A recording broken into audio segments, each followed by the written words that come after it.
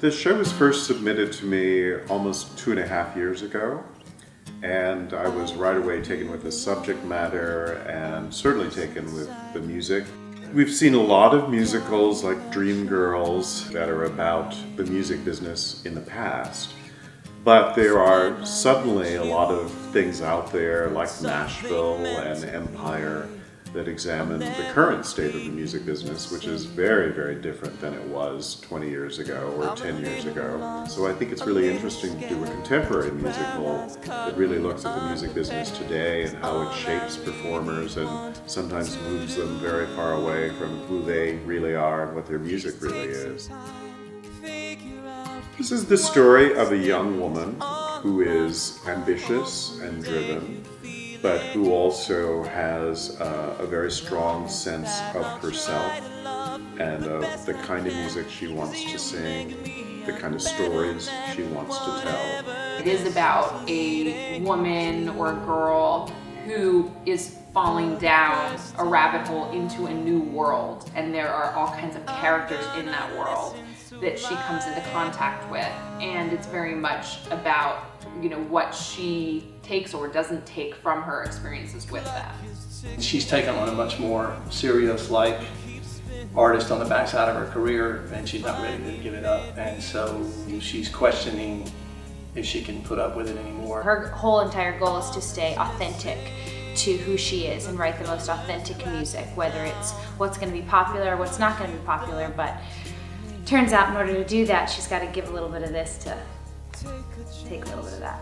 I think as a young kid, I loved listening to the radio, and I was so influenced by pop music in my everyday life that it sort of seemed like a natural progression for me at 13 to sort of declare that I wanted to be a pop singer, which was no easy feat. I was about 18 years old, and I had gotten really close to getting a record deal. And it was in 2008, and the stock market crashed, and the deal that I had been offered had sort of crumbled right before my eyes, and it left a really bad taste in my mouth. I was completely devastated. I had been working for this goal for so long, and at such a young age, I didn't even know what kind of music I wanted to make anymore, so I swore off the music industry completely. And it wasn't until I had started writing with Cliff for the Breaking Through music that I had started writing songs again. Karina makes very, very different choices than I made in my career. And I understand why.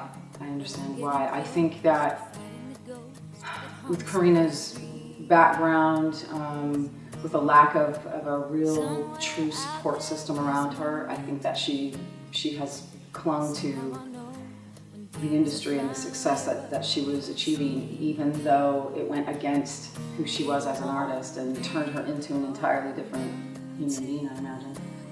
My collaboration with Kirsten was pretty natural. It's been amazing. I feel like she really understood kind of from day one where we wanted to go with the story, and was very helpful in terms of using our real life situations that we had been through and applying them to the story, and really trying to give the audience a real sense of the darkness and the underbelly of what the music industry was like, and how hard it can be when you really lose yourself, and how rewarding it can be when you do stay true to your authentic self and you listen to your voice. I think everybody's been told, I guess if you're a singer and you're really special and really talented, people are like, oh my God, you're gonna be huge. It's gonna be so big. The world's not ready. You're gonna have everything. So advice that I would give on staying true and authentic to yourself is that life would be really boring if you try to pretend to be anybody else. And you're not going to be the best version of yourself if you try to be anything other than yourself.